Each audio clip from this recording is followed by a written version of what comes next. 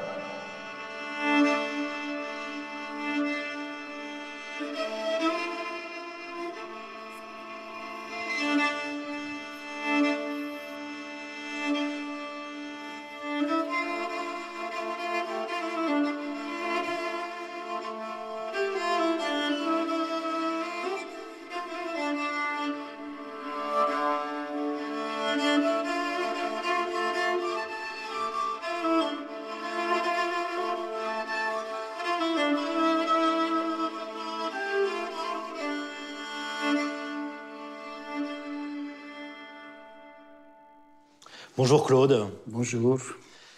Nous nous étions rencontrés en mars 2011. Nous étions en train de tourner. Vous nous aviez aidés à faire nos émissions en Syrie. Vous êtes en France aujourd'hui, réfugié, parce que vous avez été obligé de quitter la Syrie. Une de vos filles a été assassinée.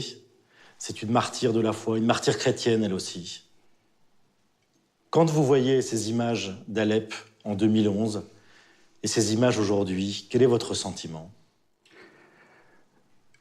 Tout d'abord, je peux vous dire, je ne peux pas décrire mes sentiments, comment on vivait, comment on a vécu, chrétiens, musulmans, on avait toujours vécu une grande convivialité. Il y avait une coexistence. Une grande coexistence, et même actuellement, on est en très bonne relation avec nos compatriotes musulmans. Ma maison secondaire qui est occupée par l'État islamique, il y a notre voisin musulman qui s'occupe de tout cela, et même il me dit, nous avons honte avec tout ce que vous avez eu. Et sans vous, l'islam n'a plus ce visage de tolérance. On a besoin de vous, vous devez retourner. Pour nous, les chrétiens, c'est le miroir de la Syrie cosmopolite. Mais quand vous voyez toutes ces images de destruction? Moi, je peux dire, ces images de destruction, peut-être un jour, si on va avoir la paix, on peut reconstruire la pierre. Mais le plus dur, comment reconvertir les cœurs des jeunes depuis 6 ans qui décapitent, qui jouent au football avec les têtes des soldats. Et ces gens, il leur faut des générations pour changer le cœur. Ces gens, on leur a appris toutes les méchancetés, tous les crimes. Donc ça, c'est le plus dur. Pour nous, donc, il faut, même si on va avoir la paix, nous avons besoin beaucoup de prières pour ces gens-là, parce que les pauvres ne savent pas ce qu'ils font et ce qu'ils ont fait. Vous n'avez pas le sentiment de temps en temps, vous et puis les chrétiens sur place, et puis aussi les musulmans qui sont contre cette folie aujourd'hui, que Dieu vous a abandonné? Non, non, parce que quelquefois, moi, après ma grande épreuve, j'ai passé par des moments de... même mes enfants, vous voyez, pourquoi Dieu a fait ça avec nous? Parce que nous avons perdu nos biens, tout cela, mais ça, c'est rien par rapport à perdre notre chair. Mais ma foi en Jésus-Christ m'a fait que l'absence physique de ma fille a été remplacée par une présence spirituelle.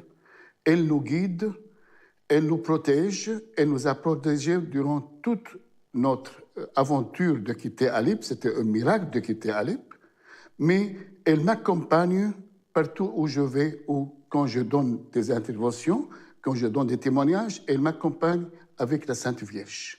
Donc Dieu, non, il n'abandonne pas, parce que nous sommes croyants et nous croyons en Dieu. Comment est-ce que vous acceptez ce qui pour nous paraît inacceptable, intolérable? Je peux vous dire qu'en Orient, l'Église d'Orient vive toujours le calvaire. Vous autres, vous vivez la résurrection, la joie de la résurrection.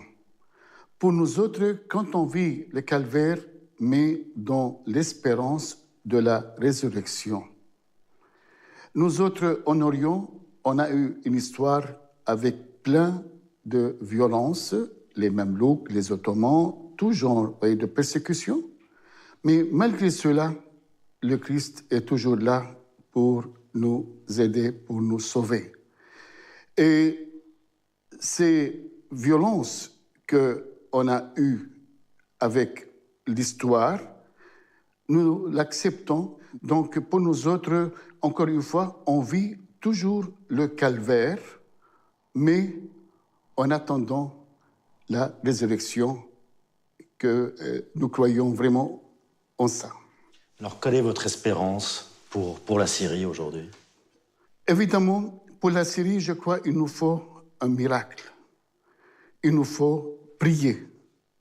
On a besoin de la prière et surtout, comme je répète toujours, moi je demande à tous les croyants, qu'ils soient chrétiens ou musulmans, de sortir de la tiédeur.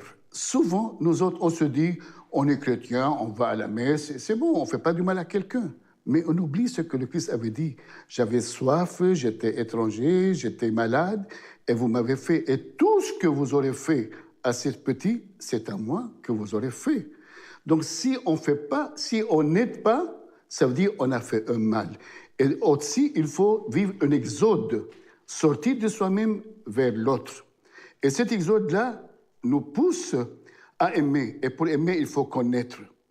Même si les autres sont différents de nous, nous allons vers eux. Et ça, c'est, pour moi, c'est ça qu'on doit vivre. Donc, c'est un appel que je lance à tous les croyants et même aux non-croyants de sortir de l'indifférence. Oui, ça, c'est pour moi important. Et vous pensez que sortir de l'indifférence permettra à ce que la paix revienne? Ah oui, sortir de l'indifférence, quand on s'aime, toutes les barrières tombent. Et quand les croyants vont sortir de soi-même, ils vont convaincre ceux qui décident la politique au monde de changer leur attitude, de devenir plus humains, de penser plus à l'homme qu'aux intérêts matériels. Merci Claude, merci pour votre témoignage et vous appelez à la prière, on l'a bien entendu. Prière, le pardon. Aussi, j'ai oublié de parler du pardon. Nous avons besoin de pardonner. Et nous, on pardonne, sans oublier. Merci pour votre témoignage, Claude. Merci.